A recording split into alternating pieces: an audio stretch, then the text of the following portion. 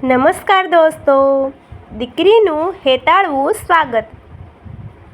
ગામના પાદરે આજે સવારથી જ કંઈક અલગ ચહલપહલ હતી. વૈશાખ મહિનાનો બપોરનો તડકો માથે આવી રહ્યો હતો, પણ રામજીભાઈના ઘરની બહાર લોકો કુતૂહલપૂર્વક એકઠા થઈ રહ્યા હતા. આખું ગામ આજે એક અનોખો પ્રસંગ જોવાનું હતું. પ્રસંગ કોઈ લગ્ન કે મોટો ઉત્સવ નહોતો, પણ રામજીભાઈ અને જમનાબેનની એકની એક દીકરી રાધા લગ્ન પછી પહેલીવાર આટલા લાંબા સમયે સાસરિયેથી પિયર પાછી આવી રહી હતી. રાધાના લગ્ન બાજુના જિલ્લાના એક મોટા ઘરમાં થયા હતા, પણ પિયરની યાદ તેને હંમેશા સતાવતી. રાધાના આવવાના સમાચાર મળતા જ રામજીભાઈએ આખા ગામને ચોંકાવી દે તેવું આયોજન કર્યું હતું. સામાન્ય રીતે દીકરી ઘરે આવે ત્યારે મા બાપ ઘરના ઉંબરે આરતી ઉતારે, પણ રામજીભાઈ માટે તો દીકરી એમના ઘરનો જીવ હતી. દીકરી સાસરીએ સુખી હતી, પણ પિયરમાં તેનું સ્થાન કેટલું ઊંચું છે તે આજે આખા ગામને બતાવવું હતું. બપોરના બરાબર 12 વાગ્યા અને ગામના પાદરે એક ગાડી આવીને ઊભી રહી. ગાડીમાંથી રાધા પોતાના પતિ સાથે નીચે ઉતરી. રાધાએ જેવું ગામની ધૂળ પર પગ મૂક્યો કે તરત જ શરણાઈના સૂર ગુંજી ઉઠ્યા. ઢોલીએ ઢોલ પર દાંડી પીટી અને આખું વાતાવરણ મંગલમય બની ગયું. રાધા તો આ બધું જોઈને આશ્ચર્યચકિત થઈ ગઈ. તેને સ્વપ્ને પણ ખ્યાલ નહોતો કે તેના સ્વાગત માટે પિતાએ આટલી મોટી તૈયારી કરી હશે. ગામના પાદરથી લઈને રામજીભાઈના ઘર સુધીના આખા રસ્તા પર લાલ ઝાઝમ એટલે કે કાર્પેટ પાથરેલી હતી.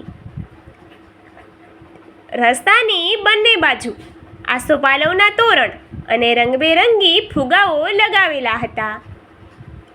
રામજીભાઈ ગામના પાદરે દીકરીને લેવા પહોંચ્યા હતા. દીકરીને જોતાં જ પિતાની આંખો હરખના આંસુથી ભરાઈ આવી. રાધા દોડીને પિતાને ભેટી પડી.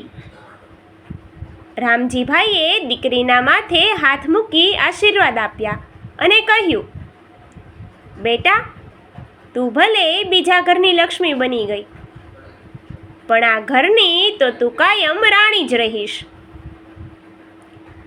જેમ જેમ રાધા લાલ ઝાઝમ પર ચાલીને ઘર તરફ આગળ વધી, ગામના લોકો પોતપોતાના ઘરની ગેલેરી અને ઓટલે આવીને આ દ્રશ્ય જોવા લાગ્યા.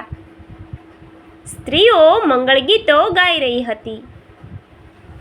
ગામના વડીલો વાતો કરતા હતા કે વાહ હા રામજીભાઈ, દીકરીનું સ્વાગત કરો તો આવું કરો. બાકી દીકરી સાસરે જાય એટલે લોકો એને પારકી માની લે છે. તમે તો એને સાથે જ વહાલનો દરિયો સાબિત કરી દીધી. ઘરના આંગણે પહોંચતા જ માતા જમનાબેન ચાંદીની થાળીમાં કંકુ ચોખા અને દીવો લઈને ઊભા હતા. તેમણે દીકરી અને જમાઈની નજર ઉતારી અને આરતી કરી. રાધાએ જ્યારે કંકુવાળા પગલાં પાડીને ઘરમાં પ્રવેશ કર્યો ત્યારે તેના જૂના દિવસો યાદ આવી ગયા.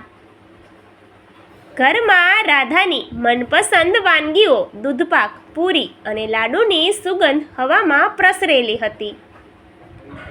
સાંજે આખા ગામ માટે રામજીભાઈએ ચા પાણી અને મીઠાઈનો કાર્યક્રમ રાખ્યો હતો. આખું ગામ રામજીભાઈના આંગણે ઉમટી પડ્યું હતું. દરેકના મોઢે એક જ વાત હતી કે દીકરીનું આવું સ્વાગત તેમણે જિંદગીમાં ક્યારેય જોયું નથી. રાધાની આંખોમાં ખુશી અને ગર્વના આંસુ હતા.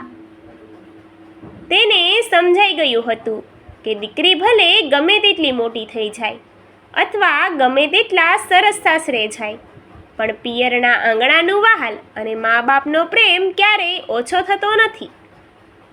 રામજીભાઈએ આખા ગામને એક મોટો સંદેશ આપ્યો હતો કે દીકરી એ કોઈ બોજ નથી, પણ ઘરનું ગૌરવ છે. સાસરીએથી આવેલી દીકરીનું આ અદ્ભુત સ્વાગત આખા ગામના ઇતિહાસમાં સુવર્ણ અક્ષરે લખાઈ ગયું અને વર્ષો સુધી લોકો આ પ્રસંગને યાદ કરતા રહ્યા. Thank you.